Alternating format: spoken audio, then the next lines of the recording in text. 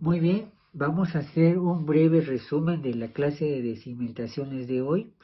Hablamos de las cargas del proyecto, por favor, estamos en la página 7 de nuestro material. Y haciendo un resumen de esto, pues se recuerda que la selección de cargas deben basarse en lo que voy a cimentar, del tipo de proyecto. Pero en algún momento en estas cargas influye el empuje mismo del suelo, ¿sí? Las mismas condiciones del suelo pueden tener influencia en esas combinaciones de cargas, ¿sí? Cada unidad de cimentación debe ser capaz de soportar con un margen de seguridad razonable, desde el punto de vista económico, la carga máxima a la que va a quedar sujeta, aun cuando esta carga pueda actuar brevemente una vez en la vida. Es el escenario más crítico que yo puedo pensar, por ejemplo, para la vida útil. Si voy a cimentar obra de saneamiento, 20 años vida útil, tengo que pensar en su escenario más crítico durante 20 años. ¿Y por qué dice que es razonable? Por una sencilla razón. A mayor factor de seguridad, más caro. Los factores de seguridad, mientras más seguro, más caro. Pero tengo que regresar a pensar en un costo accesible. Tengo que buscar un equilibrio entre factor de seguridad y presupuesto. Digamos que estoy en equilibrio, estoy en cruz, estoy crucificado, ¿verdad? Eso es, digamos, una economía bien entendida de proyectos. Y bueno, probabilidad de ocurrencia, ¿sí? Hablábamos, por ejemplo, que a mayor ignorancia, mayor factor de seguridad. Mientras más ignoro, más alto factor de seguridad. Por eso decíamos que, por ejemplo, carga muerta tiene un factor de 1.2 y la carga viva, mayor factor de seguridad porque es más difícil controlarla. Eso estoy hablando de la tabla de combinaciones de carga del capítulo 5 del ACI 318, ¿sí? La tabla 533 si no estoy mal. Carga muerta 1.2, carga viva 1.6. Desconozco más la carga viva, mayor factor de seguridad. ¿Sí? Hablábamos aquí un factor, por ejemplo, de 3 para el valor soporte, por ejemplo, para que esto quede de manera razonable. Y, por ejemplo, que no debe exceder de 2, etcétera, ¿sí? Entonces, hablábamos ahí un poco de algunos asentamientos diferenciales de 2 centímetros, 3 centímetros, etcétera, dependiendo de la mampostería y si es ladrillo. Y aquí decíamos un caso muy importante que nos llevó buena parte de la clase, el control de las instalaciones de agua, de distribución de agua. Es agua a presión, ¿sí? La presión máxima, por ejemplo, informa un NEPAR para viviendas, 40 metros columna de agua. Alguien diría, es mucho, bajarle mejor a 20 metros columna de agua. Pongamos, por ejemplo, esos 20 metros columna de agua, pero es agua que está o que tiene que estar a presión para que funcione ducha, para que funcione el tanque del inodoro, etcétera, ¿sí? El problema está cuando manipulo mal la tubería de PVC. Decíamos que va por el camino, pasa un montón de baches, está mal amarrada la tubería y los tubos van aplaudiendo todo el camino de ajuste. Cuando llegan al proyecto los tiran sin mayor cuidado, pues no se rompió el tubo, pero sí se fisuró. Microfisuras que usted no ve, pero cuando se llena de agua a presión, empieza a filtrar hacia afuera de la pared del tubo esa agua a presión. Se humedece la pared y ahí puedo tener un asentamiento diferencial, ¿sí? Se suavizó la sabieta, se suavizó un poco el concreto, se humedeció, y en el peor de los casos, resulta que esa humedad llegó al suelo y me provoca, me propicia, la palabra adecuada, me propicia una falla de carga. Y eso me da una falla total. Asentamiento diferencial material humedecido por fuga de mala instalación, más falla de carga del suelo por esa misma humedad, falla total. Decíamos que hay que hacer las pruebas de bombeo. Por ejemplo, un manómetro, decíamos ahí, por ejemplo, 40 PSI, ¿sí? Pensemos, por ejemplo, en 20 metros columna de agua, pase eso a PSI en su manómetro, Si quiere le da un poquito más, 30, 40 por factor de seguridad. Y hay que mantener esa presión, por ejemplo, 24 horas, 48 horas. Toda la tubería que usted instaló tiene que estar a la vista. Y lo que hay que ver es que en ese tiempo de la prueba de bombeo, la aguja del manómetro esté en esa presión que usted especifica. La bomba está funcionando 24 48 horas corrido. Si en un punto usted ve que la aguja del manómetro baja, quiere decir que ya tengo una fuga. El chiste ahí es ir a buscar dónde está la fuga y reparar la fuga antes de tapar eso con sabieta, con repello, ¿sí? Hablábamos la mala práctica, por ejemplo, de rompo la pared, peor si es un muro de carga, solo para colocar la tubería, ya sea de agua, drenaje o de electricidad, ¿sí? Rompo esa tubería. ¿Y qué pasa? Rompo la pared por la tubería, perdone, me confundí. ¿Qué es lo que pasa? Debilito el soporte estructural del muro.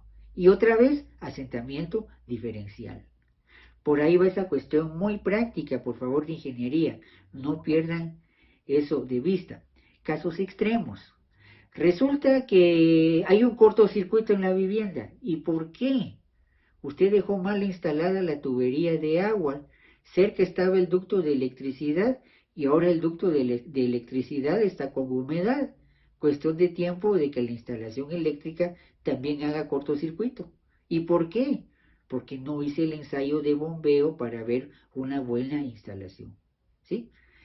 Una compañera preguntaba yo un caso y ahí hay que revisar el terreno. Posiblemente no se compactó.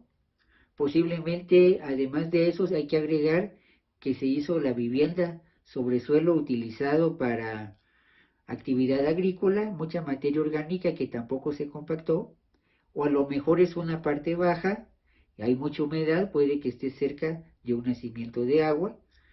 Bueno, lo peor que puede pasar es que yo construya sobre un nacimiento de agua, ingeniero, y no se dio cuenta. ¿Qué le pasó al ingeniero? El ingeniero no es exploración de mecánica de suelos. Y ahí sí jálenle las orejas al ingeniero, por no ver qué había abajo del suelo, ¿sí? Hay que ver todas esas cosas. Si es porque viene drenaje de escorrentía de agua pluvial aguas arriba, podría impermeabilizar mi cimentación con alquitrán si es cimiento corrido, o colocar, digamos, un bicanal drenaje francés para evacuar ese exceso de humedad. Bueno, siempre y cuando el ingeniero tendrá que estar observando algún tiempo el desempeño de dicho proyecto. Y por supuesto ahí hay que pensar en el mantenimiento. Entonces, cuidado con eso, por favor, porque son errores bastante frecuentes, por ejemplo, en construcción de viviendas, porque se piensa que solamente es levantar la pared. No, hay que tener todos esos cuidados de sentido común, por favor. Nos habíamos quedado cuando el suelo no funciona, en la estabilización del suelo, y ahí hablábamos, por ejemplo, hacer trabajo de laboratorio con diferentes proporciones de suelo cal, suelo cemento. Por una parte de cal, 3 de suelo, 6 de suelo, 9 de suelo, ¿sí? Vamos tomando, por ejemplo, el 3 como múltiplo entero. Podría ser el primero 1, 4, 1, 8, 1, 12, 1, 16, 1, 5, 1, 10, 1, 15, 1, 2, 1, 4, 1, 6, 1, 8. Mantener un múltiplo entero constante para ir buscando la alternativa más económica para agregar cal, cemento, para que me dé el valor soporte y la adherencia que yo quiero de dicho suelo cuando voy a construir encima de eso. Se me olvidaba, regresando a las instalaciones, sobre todo de agua y drenaje, lo mejor que yo puedo hacer es que esas instalaciones, si mi mano es el área de la casa, por ejemplo, viviendas pequeñas o vivienda cualquiera, donde está sala, comedor, baño, dormitorio, cocina, todo junto, que las instalaciones, los tubos de agua y de drenaje, solo toquen, por ejemplo, en una cara, ¿sí? Entrada y salida, pero por favor, que dichos tubos no pasen en medio de la planta de la vivienda. ¿sí? Que no pasen bajo la sala, el dormitorio, etcétera, el comedor. Porque si hay que reparar la tubería y hay que romper el piso, ¿sí? Implica que tengo que romper la casa. Y no hay nada más incómodo, desagradable para un propietario de vivienda que tener que hacer ese tipo de reparación urgente, porque no hay de otra. Y el problema está que es porque hay que cambiar ese tubo que de forma no conveniente pasa por los ambientes de la vivienda. Entonces, mucho cuidado entonces con ese detalle de la instalación. Hablamos ahí de las pruebas de bombeo, hablamos ahí de toda esa situación entonces de problemas que precisamente me puede dar la mala colocación de instalaciones. Muy bien, esos detallitos son importantes, por favor, muy relacionados con problemas de cimentación y construcción de estructuras. Decíamos que, por ejemplo, cuando yo hable de colocar instalaciones, agua, drenaje, electricidad, gas, internet, es mejor dejar una especie de cubos por separado del muro de carga o del marco de carga, ¿sí? Si hay que hacer una reparación, ya sé dónde está eso. Y algo muy importante, el trabajo de supervisión del ingeniero cuando se hacen las instalaciones. Si usted no está ahí, mano de obra colocó como quiso, como pudo los tubos y no coincide la colocación de la tubería con lo que dice el plano, ¿sí? Lo que uno tiene que hacer de ingeniero supervisor es ver que la tubería se coloque tal como lo indica el plano. Si hay que hacer reparación, uno sabe dónde está la tubería, ¿sí? Si usted no tiene ni idea dónde quedó, decíamos ahí, usted tendrá que picotear como puro pollito hasta encontrar la tubería. Y eso más tiempo, ¿sí?